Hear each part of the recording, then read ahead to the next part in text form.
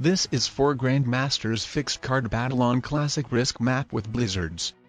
The blue player is Parlox, a well-known Discord community member, and the white and purple players are Pete and Cosmic Cowboy YT, another risk YouTubers like me. I will leave the links to their channels in the description. And from what I observed, this time it made me the most sense to go for South America. At first captured a territory in Europe just to get a card, but then noticed what if I remove my troops from North Africa, then the white player could move his troops out from Brazil, helping me to get South America.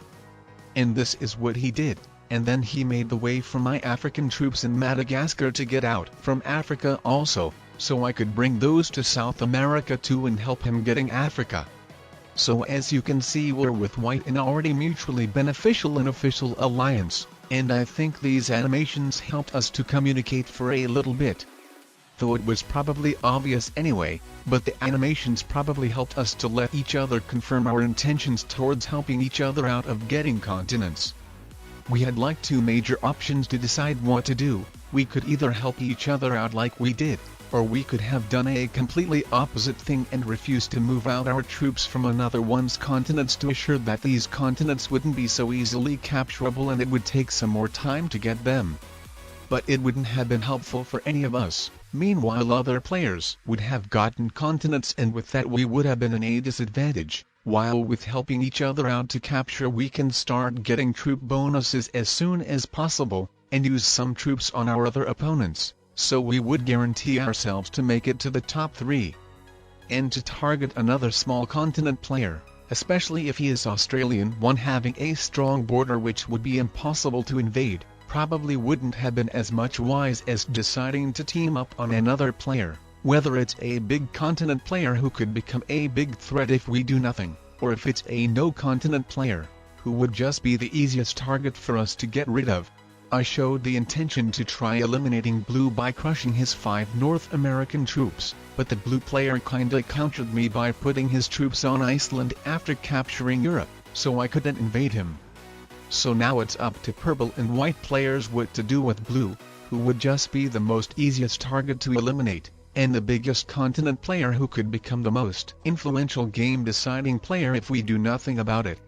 The purple player could very easily invade blue through one of his unguarded borders, and the blue player couldn't do anything about that. But with the purple player adding his troops in North America, I'm not so sure what his plan is. He doesn't seriously intend to capture North America, right? So I think that's maybe because so I couldn't go for it. Or I would have said the purple player is looking forward to team up with blue, but in that case I think he would have crushed my North American troops.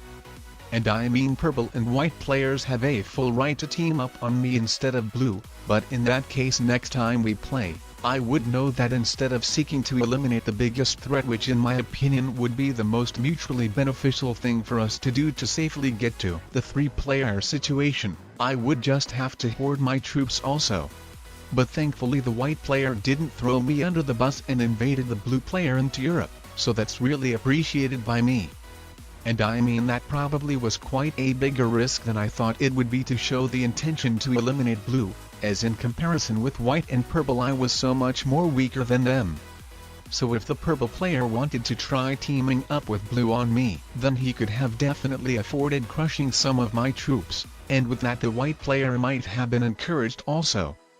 Or if the purple player built his secondary army in North America, just to have another army to capture one troop territories in order to get cards, then I don't think it would have been the most efficient play by him, as then with that assuming nobody invaded blue, letting him hold Europe, then eventually it would have been the most efficient for blue to take Australia from purple, and then for us 3, it would have been the most beneficial to team up on purple to crush his another army to make him be eliminated from the game and for us to get to the top 3. Though since the blue player was mad on me after me crushing his 5 troops, I'm not sure if that would have happened. I think with the blue player successfully holding Europe, most likely he would have looked forward to get rid of me.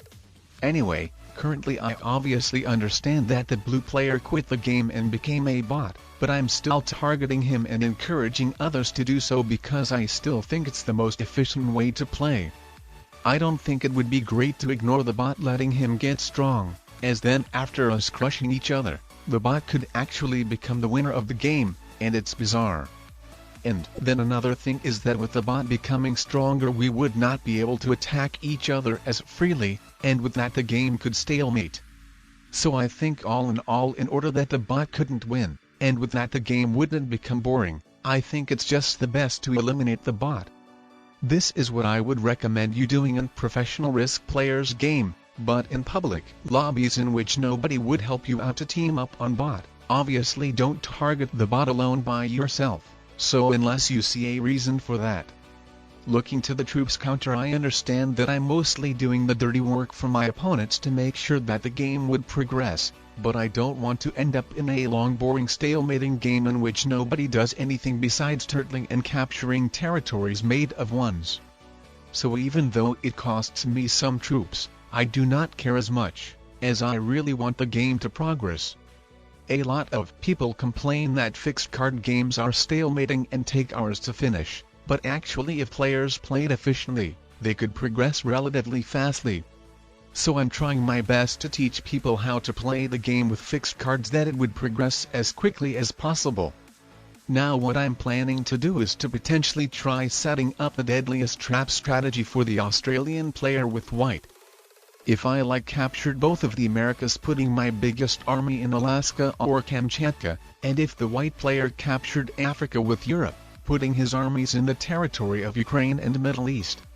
But the thing was that Europe is wiped out for white, while I would need to crush these purple's troops from North America. So I couldn't have captured it in order to not risk of giving away the game for the white player. But now when there's only 9 troops army of the purple player, I think I can definitely afford crushing it to try setting up trap for the Australian player, assuming the white player follows my plan. Unfortunately he does, so I don't understand why he captured these extra territories in Asia to make both of the purple player's armies be unleashed towards him, so the purple player would invade both of us, and our trap wouldn't work against him. So unless the white player didn't actually intend to try using this strategy, so with not wanting to anger me by invading me by himself, he made that the dirty work would be done by the purple player. Otherwise I'm not sure what would have been a great reason for the white player to make the purple player's armies be accessible towards him, but at the same time I know it could be possible that I'm missing something. Either way I don't really think it matters that much, and I will continue playing the game how it is. Obviously it could be more dangerous for the African/European player to try setting up the trap on the Australian player, as he would have to guard 2 borders against the Australian player, while both of the Americas player only one. Now looking to the troops counter, I'm weaker than white, so I cannot really afford wasting some more troops on the purple player, though I haven't traded in my set yet. But what I can still do is to try intimidating him.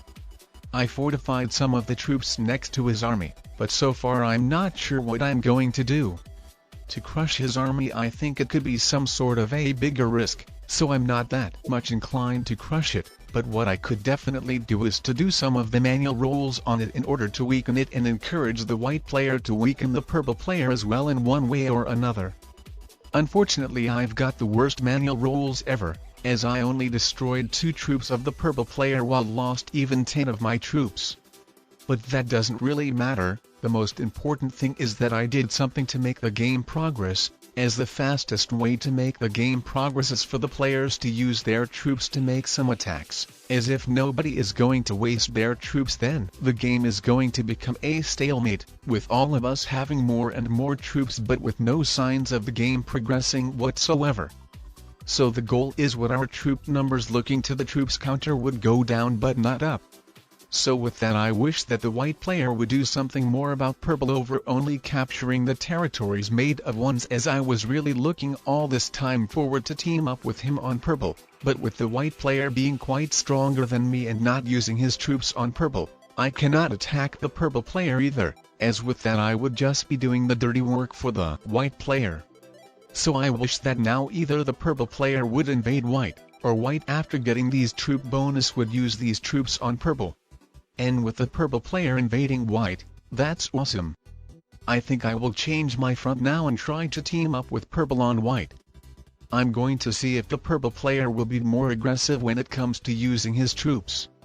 And I think I'm in more suitable position to team up with purple anyway. The white player in the middle of the map seems to about losing his position, having a lot of borders to guard to. And then while the white player is in not that much promising position, assuming neither I nor purple will intend to break through our American borders, the white player is the strongest player looking to the troops counter anyway. So in that aspect it makes the most of sense to target him too.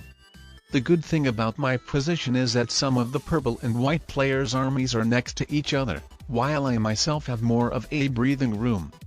But I still need to make sure that my armies are big enough against the white player so he couldn't break through one of them.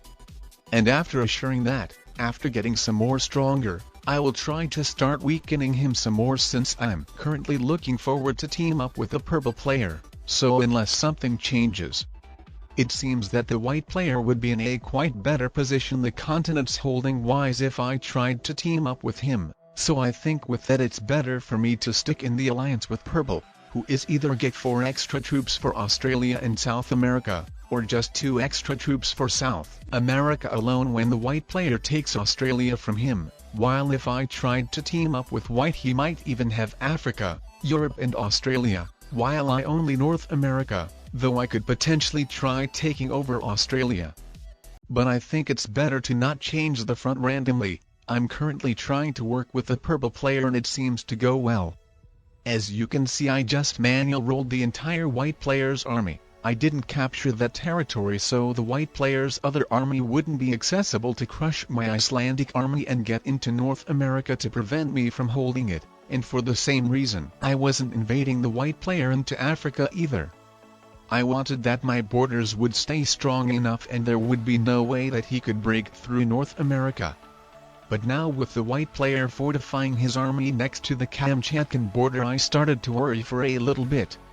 But with the right troop fortification, obviously I can fortify my troops accordingly depending which border the white player threatens to invade me through.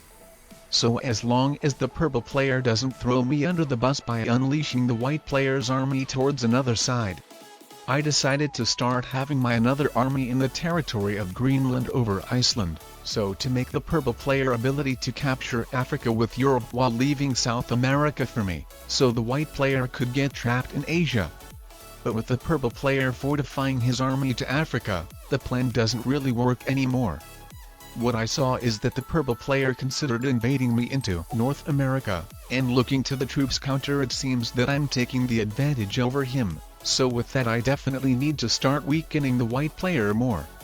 So in this turn I'm dedicating those troops I've got into manual rolling the white player, and meanwhile the purple player could just hoard his troops until we get even, or just doing a couple of manual rolls or so.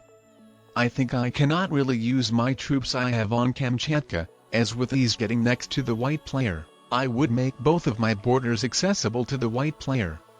So he would invade me and I would stop getting extra troops, so as of now just using my newly gotten troops to not make the white player the way too accessible towards both of my borders.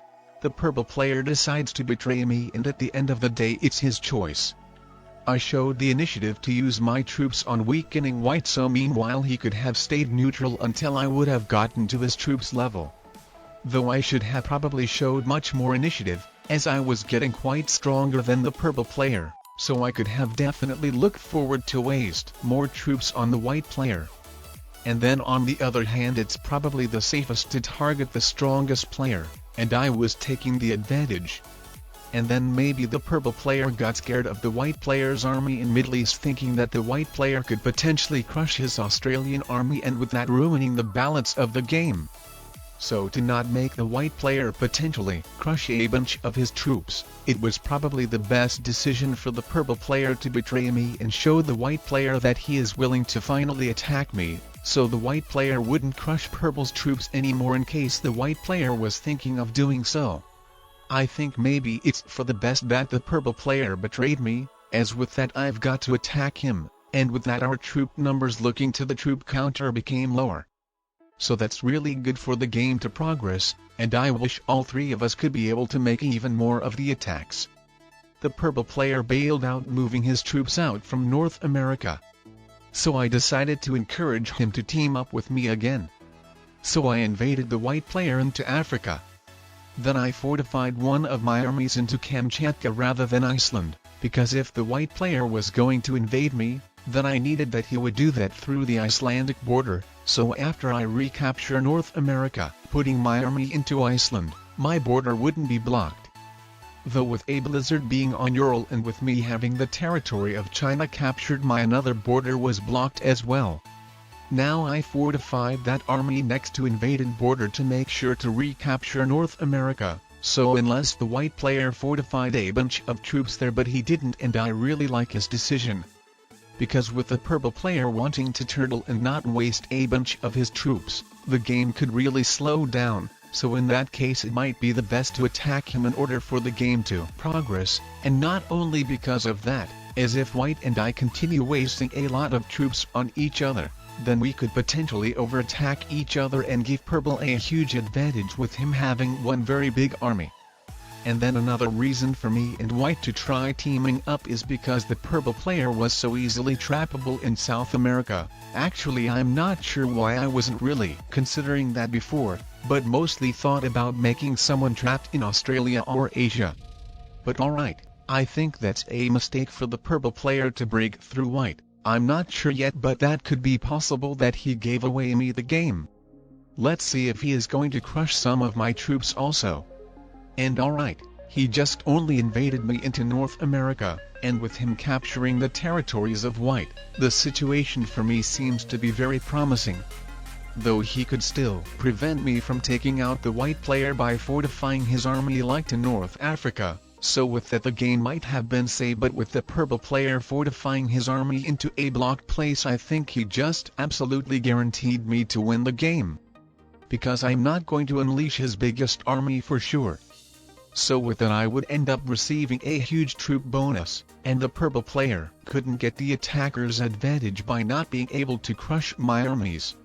I think I made a mistake by not adding some troops on Middle East to protect Asia after trading in a set, but at this point that mistake is really insignificant, as that's a really GG. That's another sweet victory for me. Now I would recommend you watching another legendary game with Grandmasters. That's another epic fixed card game.